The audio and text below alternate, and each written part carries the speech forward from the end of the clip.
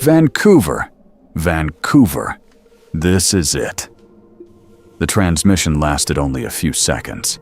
It came from a ridge north of Mount St. Helens on the morning of May 18th, 1980. The sender was David Johnston, a 30-year-old volcanologist with the United States Geological Survey. He had spent the night at a temporary observation post, watching a mountain whose shape was changing day by day. At 8:32 in the morning, the ground shook. The north side of the volcano began to move. Johnston reached for the radio. "Vancouver! Vancouver! This is it." Then the channel went silent. The words are often remembered as a warning, but they were also a confirmation. For 2 months, scientists had watched Mount St. Helens produce earthquakes, steam explosions, ash, and a swelling bulge on its northern flank. They knew the volcano was dangerous. They did not know exactly how the final eruption would begin, how large it would be, or which direction its most destructive force would travel. Johnston's message marked the moment uncertainty became an event. Mount St. Helens had been quiet for more than a century when earthquakes began beneath it in March 1980. On March 20th, a magnitude 4.2 earthquake drew attention to the mountain. A week later, an explosion opened a crater near the summit. Steam and ash rose above the peak. More explosions followed. Scientists from the USGS and the University of Washington began working around the volcano, installing instruments, collecting samples, measuring changes, and reporting what they found to public officials. The mountain did not return to normal. During the following weeks, more than 10,000 earthquakes were recorded. Hundreds of small steam blast explosions occurred. A crater widened near the summit. Most disturbing of all, the entire north flank began pushing outward. Magma was rising inside the volcano, deforming the mountain from within. Survey crews placed reflectors on the slopes and measured them with lasers. The results showed that the bulge was moving at a rate of several feet per day.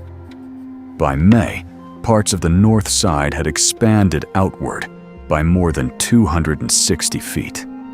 The change was visible. Photographs taken from the same position showed the once symmetrical mountain becoming distorted. Johnston was closely involved in the scientific response. He studied volcanic gases and believed that careful measurements could help reveal changes inside an active volcano. He collected samples near the summit and helped interpret what the monitoring team was seeing. He also understood the limits of those measurements. The volcano was providing signs of unrest, but not a countdown. There was no instrument that could display the exact hour of a major eruption. The pattern could intensify, it could slow. The mountain could produce another small explosion, or part of it could fail. Authorities established restricted zones around Mount St. Helens. Roadblocks limited access.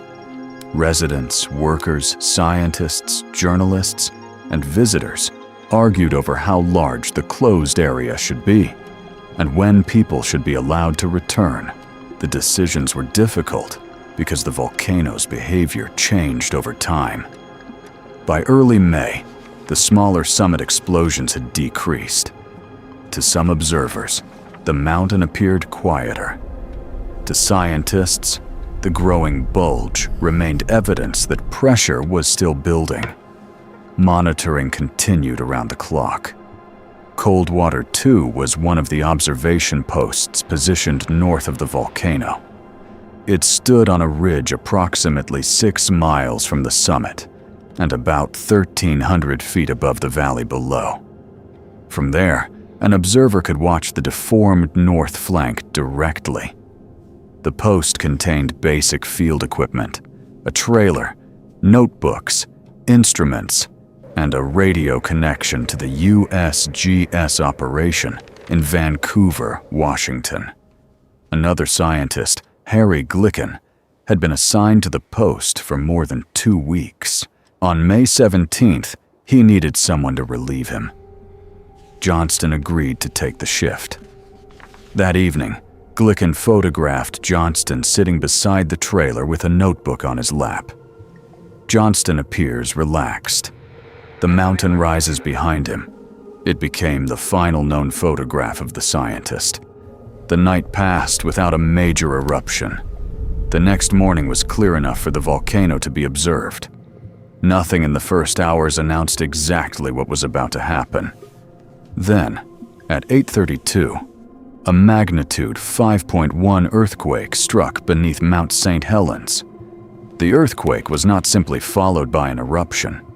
It helped begin a rapid chain of physical events. The unstable north flank started sliding away. The collapse became the largest debris avalanche recorded on land in modern history. As rock moved away from the side of the volcano, pressure on the hot material inside dropped abruptly. Water flashed into steam. Gas and fragmented rock expanded outward.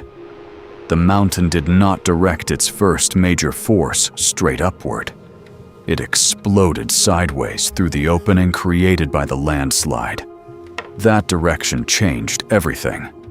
Observation posts and valleys north of the summit were not merely beneath falling ash. They faced the advancing lateral blast. At Coldwater II, Johnston saw the north flank begin to collapse. His radio call used the name of the office he was trying to reach. "Vancouver! Vancouver!" Then came the shortest possible confirmation. "This is it!" There was no time for a scientific explanation. No list of instrument readings, no estimate of the blast's size. The message did not describe what the mountain would do next.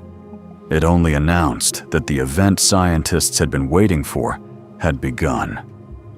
The lateral blast accelerated northward across ridges and valleys. USGS reconstructions show that it moved across the landscape at extraordinary speed, destroying forests over a vast area. Within minutes, approximately 230 square miles had been affected. Johnston's position was directly within the blast zone. The radio did not transmit another report from Coldwater II. At the USGS office, colleagues realized that something catastrophic was happening. The earthquake had appeared on their instruments. People attempted to contact Johnston. No answer came back. Clouds and ash obscured the mountain.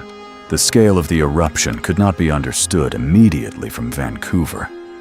Information arrived in fragments, radio calls, seismic records, distant photographs, reports from aircraft, and observations from people around the volcano.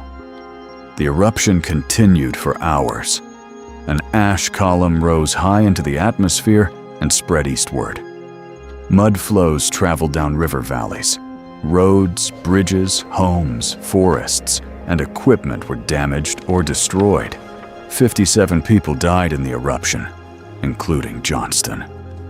The observation post from which he transmitted was erased from the ridge. The physical landscape had changed so completely that even familiar points became difficult to identify. But the last radio message remained. Its power comes partly from its simplicity. Johnston did not say that the warnings had been wrong. He did not claim that the eruption had come without signs. The preceding 2 months had been filled with signs. What had remained uncertain was the mechanism. Scientists had recognized a dangerous volcano. They had measured its deformation. They had documented its gases, earthquakes, explosions, and expanding flank. But the exact sequence, a massive landslide followed by rapid decompression and a devastating sideways blast, became fully clear only after it occurred. In the months and years that followed, researchers reconstructed the eruption from photographs, deposits, seismic signals, maps, eyewitness accounts, and the altered terrain. The disaster changed the study of explosive volcanoes. It demonstrated the importance of slope failure and lateral blasts. It influenced hazard mapping, monitoring systems, emergency planning, and communication between scientists and public authorities. The USGS established a permanent observatory in Vancouver to monitor volcanoes across the Cascade Range. On the second anniversary of the eruption, it was formally named the David Johnston Cascades Volcano Observatory. The name placed the sender of the final transmission inside the institution that had received it. The archive of May 18, 1980, is unusually rich. It includes photographs showing the north flank beginning to slide. It includes time-stamped seismic records. It includes maps of the blast zone and scientific studies of the deposits. It includes the photograph of Johnston at Coldwater II on the evening before the eruption. And it includes the words attributed to his final radio call in official USGS histories. Those words are not a complete explanation of Mount St. Helens. They were never meant to be. They are a marker placed at the exact boundary between observation and catastrophe. For weeks, scientists had reported that the mountain was changing. At 8:32 on May 18th, one scientist saw the change become irreversible. He opened the radio channel to Vancouver. He sent 4 words, and after that, the ridge was silent.